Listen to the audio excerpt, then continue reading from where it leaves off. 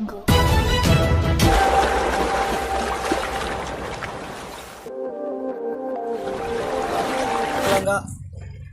తెలంగాణ రాష్ట్రంలో ఎక్కడ ఏ మిల్లు దగ్గర చూసినా ఈరోజు డ్రైవర్ల పరిస్థితి చూస్తే చాలా దుర్భరంగా దారుణంగా ఉంది.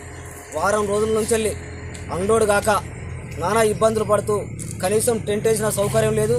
వాళ్ళకు మంచినీళ్ళు కల్పించిన మంచినీళ్ళ సౌకర్యం కూడా కల్పించిన దాఖలు కాని రైస్ మిల్లర్లు.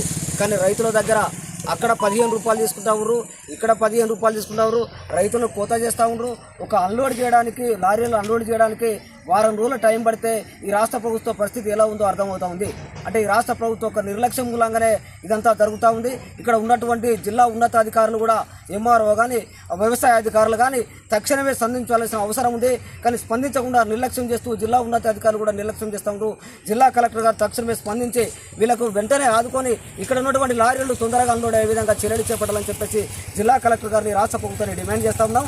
అట్లాగే ఇక్కడ ఉన్నటువంటి మండలం ఉన్నటువంటి చిట్యాల, మొగుళ్ళపల్లి, అట్లాగే రేగొండ ఇట్లాంటి ఇక్కడ టేకుమట్ల ఉన్నటువంటి మండల వ్యవసాయ అధికారులు కూడా చాలా నిర్లక్ష్యంగా దుర్భరంగా వ్యవహరిస్తూ ఉన్నారు.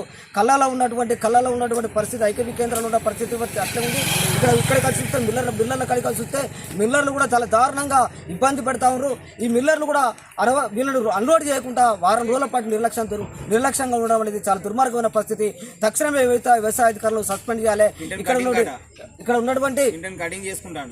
ఉన్నటువంటి మిల్లర్లు విపరీతంగా దోసుకుంటారు. ఒక క్వింటల్ కటింగ్ చేసుకోవడం అనేది ఒక దుర్మార్గమైన పరిస్థితి. దీన్ని తక్షణమే జిల్లా కలెక్టర్ స్పందించకపోతే రేపు పెద్ద ఎత్తున ఆందోళన చేస్తాం. రైతులందరినీ ఇక్కడనే చేర్చుకొని ఈ లారీలందరితో ఉన్నటువంటి డ్రైవర్లను, క్లీనర్లందరినీ జమ చేసుకుని పెద్ద ఎత్తున ఆందోళన కార్యక్రమం చేస్తాము. ఇక్కడ ఉన్నటువంటి మిల్లర్ల పైన తక్షణమే చర్యలు తీసుకొని క్రిమినల్ కేసులను నమోదు చేయాలని చెప్పేసి ఈ సందర్భంగా సిపిఎం లిబరేషన్ పక్షాన డిమాండ్ చేస్తా ఉన్నాం.